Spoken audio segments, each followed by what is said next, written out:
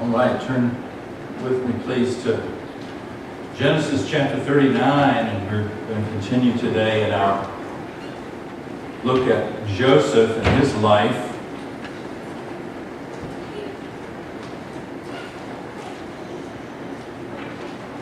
And I think you're going to see one of those unfair situations. Last time we talked about how Joseph was being faithful and how he was trying, Potiphar's wife was trying to seduce him, and he ran out of the house.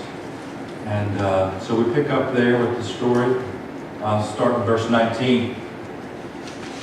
When his master heard the story, his wife told him, saying, "This is how your slave treated me." He burned with anger. Joseph's master took him and put him in prison, the place where the king's prisoners were confined. But while Joseph was there in the prison, the Lord was with him. He showed him kindness and granted him favor in the eyes of the prison warden. So the warden put Joseph in charge of all those held in the prison, and he was made responsible for all that was done there. The warden paid no attention to anything under Joseph's care, because the Lord was with Joseph and gave him success in whatever he did. Would you pray with me for a moment?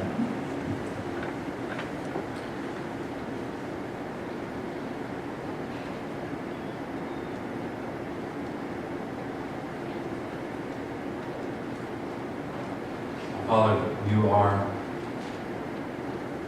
the purveyor of truth, and Holy Spirit is our teacher. And so today, Lord,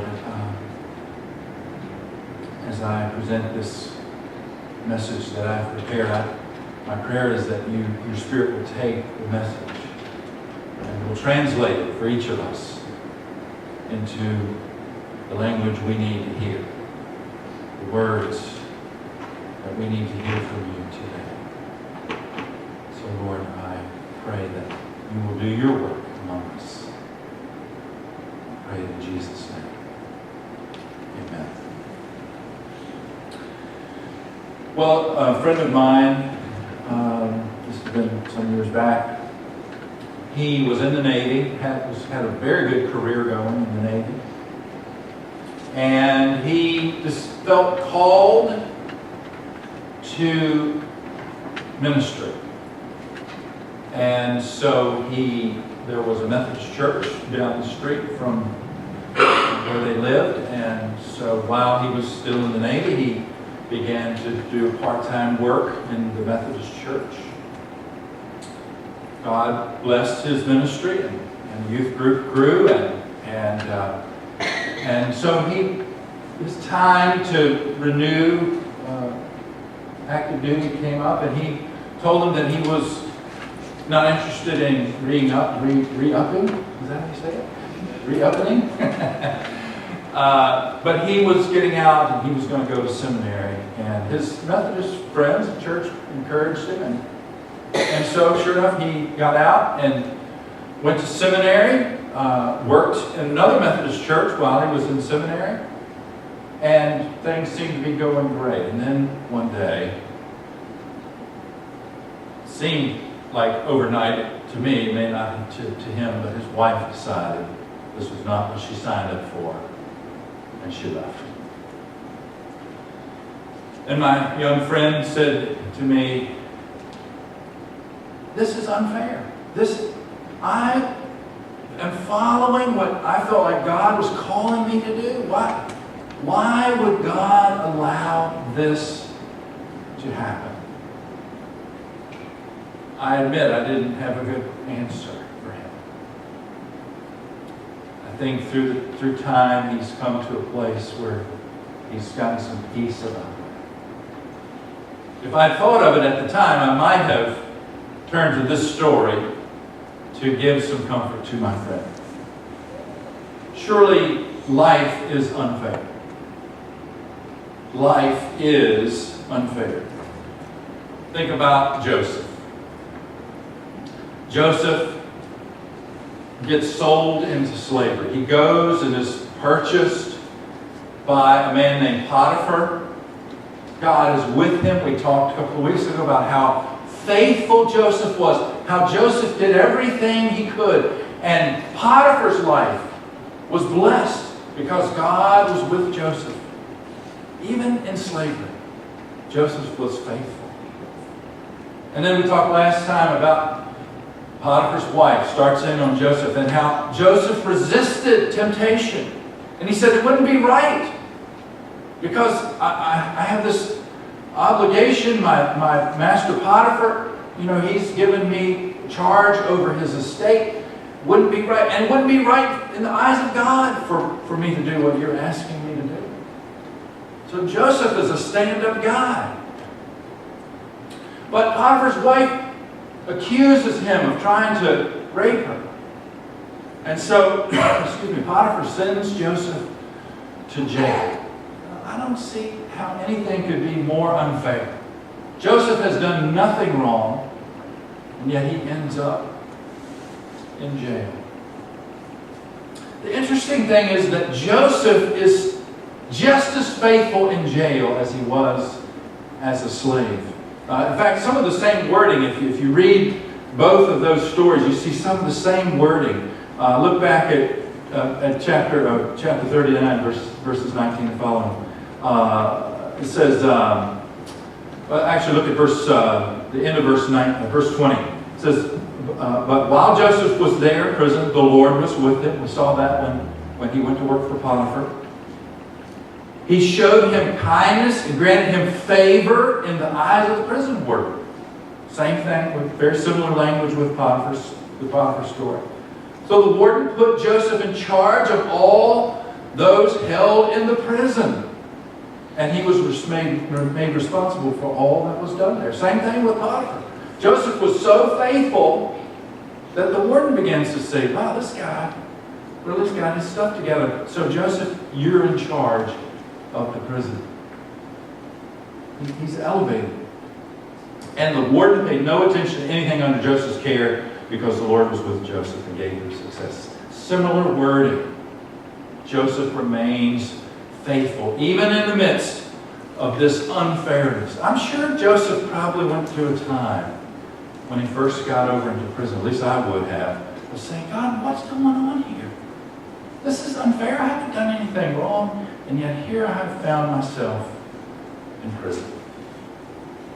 In the story I read from Acts chapter 16, Paul and Silas doing God's work, going to Philippi, preaching, and yet the crowd gets all riled up and they grab them and they say, well, they're preaching stuff that's not right according to Roman law. And so they beat with rods. I can't imagine. Think of a steel rod. It probably used tar or pitch of some kind, sap from a tree. Then they would roll it in anything awful. Think of gravel and, I don't know, glass or whatever, but stuff that would rip you. So you got a metal rod or a thick stick rod with this stuff sticking out of it, and they beat them. They flogged them with these rods. And then they put Paul and Silas in the prison. And it kind of indicates that not just in the prison, like in the population, but in the inner part of the prison. That's probably where it stunk the most, where it was the most dank and dark. It was probably the worst place. It puts them in the stocks. And I don't know about you, but my reaction would have been, God, what are you doing? I'm here doing your work. I'm preaching for you. And this is the thanks I get. This is the reward. Not Paul and Silas. What were they doing at midnight? Praying and singing hymns to God. That takes a different kind of faith, doesn't it? That takes a different kind of faith. We're so used to just thinking about the faith as just, all right, I'll just trust you until I have reason not to. I think a lot of us think of faith in that way. Well, Paul and Silas and Joseph had reason not to trust in a human sense, and yet they continued. A guy named Frederick Buechner came up with what I think is a beautiful picture of true faith. He studied circus performers. And anybody been to the circus and seen like the high trapeze artists doing their thing? Yeah. Some of us older ones have. I don't know. Are they even have circuses anymore? I don't even know. But you've seen trapeze artists, right? And Buechner said that faith is just like that trapeze artist that jumps off the trapeze. So you know, let me use both hands here. So you've got, the trapeze swinging back and forth, right? You got one guy on this side, he's hanging upside down. He's called the catcher. His job is to catch. That's his whole job, is to reach out there and catch the person who's doing the flips off the other trapeze bar. So Buechner said, look, there's three pieces, and it has to do with faith. One is the guy on this one, the guy who's getting ready to launch, he's got to have faith. And he's got to let go of his bar that's holding him up in the air. Right? Swinging back and forth. I don't know if I'd have that kind of faith. He's got to let go and hold his arms out. And then Buechner says the second phase is a waiting phase, where he's kind of flying through the air. I'd have my eyes closed, I think. Just flying through the air, and he's waiting to be caught. And that's the third phase, being caught. Now, think about this. You got to let go. In fact, I've got to, put all three of them up there, Jimmy. Oh, no, go back, I'm sorry. Go back to number one. I'll show you Ziggy in a minute. All right, let's talk about these two. So, the first piece of faith, to have that kind of faith that allows us to make it through the unfairness of life, to have that kind of faith, we've got to let go. Let go. That's tough. That's really tough. The letting go. We have to have faith in the catcher. We have to have faith in the catcher. We have to have a trust that the catcher is going to do his job and catch us. God said, come unto me. Jesus said, come unto me, all of you who are heavy laden. I will give you rest. I will catch you. And in the Old Testament, it says in Psalm 119, verse 50, it says, my comfort in suffering is this, your promise preserves my life. Psalm 55:27, cast your cares upon the Lord, for he cares for you. We have to have trust. We have to have faith in the catcher in order to let go. Let me just tell you about something Rebecca and I did last night. She was feeling good, and we'd heard that the Crew Astronomy Club, astronomy, right, was having a program. So we went out to see the stars and the planets, and it was a very good program, very interesting. They did a part inside where they showed us some things, and then we went out. And they pointed their telescope first toward Jupiter, so we got to see Jupiter with the telescope, and then Saturn. I've always wanted to see Saturn. And you can see Saturn, you can see the rings of Saturn. It was really interesting. Saturn is, I forget, 800 and some million miles away from Earth. And yet we could still see it. It wasn't really big, but you could still see it. And another thing the guy said was, when the Hubble telescope, when they sent it out, they decided got this whole vast space where we're going to send the Hubble telescope. So they picked this one area that seemed really dark from our human point of view, from the telescopes that we had. It was kind of a dark area in the sky. And I said, let's send the Hubble telescope to travel through that area and see what it sees. And of course, you remember the Hubble telescope would send pictures back on its way out. And it just seemed dark, but as it got closer, scientists found it was sending back pictures of stars in the way far distance, right? And then a couple of years later, sending back more stars and more stars. And so they calculated how many stars there must be. Those are stars we couldn't even see with the telescopes we had. And there are more out there, and more out there, and more out there. And the guy said, basically, it's like this. If you could count every grain of sand on every beach in the world, and they're on the earth, there are more stars in the universe than there are grains of sand. Think about how far apart the stars are. Man, this is a big universe. So Rebecca and I were talking about that on the way home, and we just said, God, most of us have a really small idea about God. We think of God as maybe superhuman, like a big human being sitting on a throne somewhere. But God is huge. God is bigger than the universe.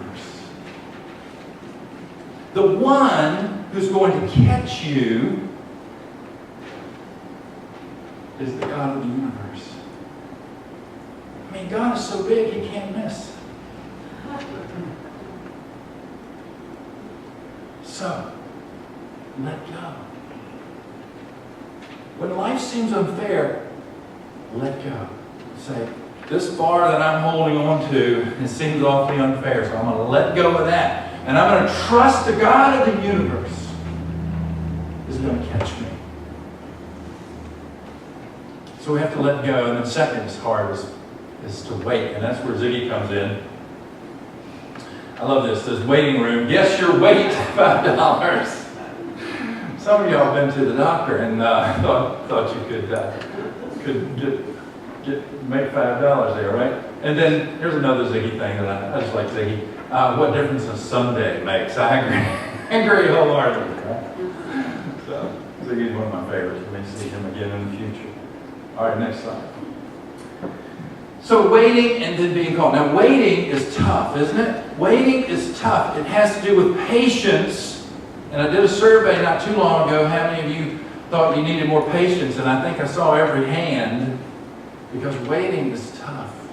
Think about the trapeze artist, and he throws his hands out there, and now he's just waiting. He doesn't know. He's like, all right, I'm trusting, but I'm having to wait. There's a little period of time. For some of us, it's a long period of time. I could show you in the story of Joseph that Joseph was in prison a long time. He was Potiphar's slave for a number of years. We talked about that. But then we see after a time, and then after 2 years, Joseph's in prison for at least 3 or 4 years. That's a long time. How about Abraham? God says, Abraham, I'm going to give you a son. And Abraham's like, yes, that's what I've always wanted. And 25 years go by. And Abraham is still waiting.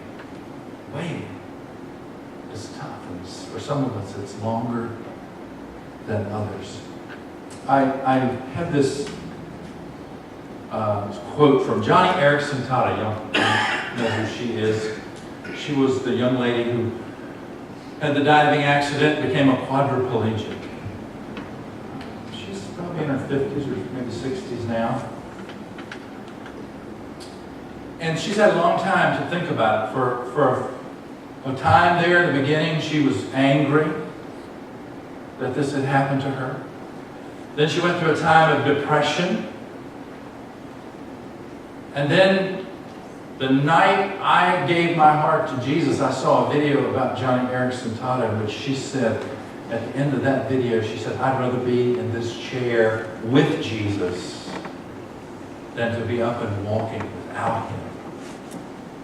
And I said, wow, that is amazing testimony. So Johnny Erickson Tada has written a number of things about suffering over the years. I just thought this was so profound. Let me just share this with you. She says, suffering is arguably God's choicest tool in shaping the character of Christ in us. As I often say, be sure and get this, listen. God permits what he hates to accomplish what he loves. That's a great statement, isn't it? God permits what he hates. I mean, I think God hates it that when suffering comes into our lives. I think God really hates that. But God permits what he hates to accomplish what he loves. She said, I can't think of a better answer to the ancient question of affliction. Even at the cross, God permitted what he hated. The unjust and agonizing death of his own precious son, in order to accomplish something he prized above his own son's cruel death. That is, salvation for a world of sinners. So the world's worst murder becomes the world's only salvation.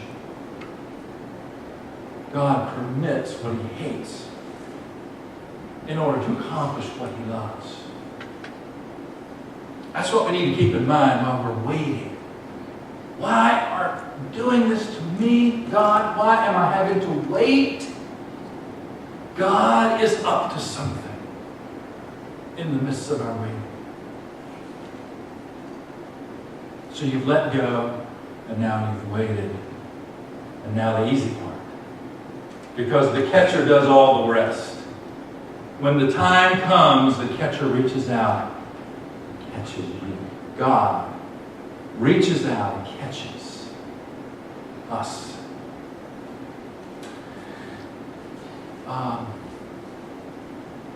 Now, that's the kind of faith we need when life seems unfair. I want you to think about this trapeze idea in two ways. One is in the larger way, in the ultimate way. I'm a sinner, and I'm holding on to the trapeze, and one day I hear the good news about Jesus Christ who died for me, and I say, okay, I'm believing this, I'm going to let go.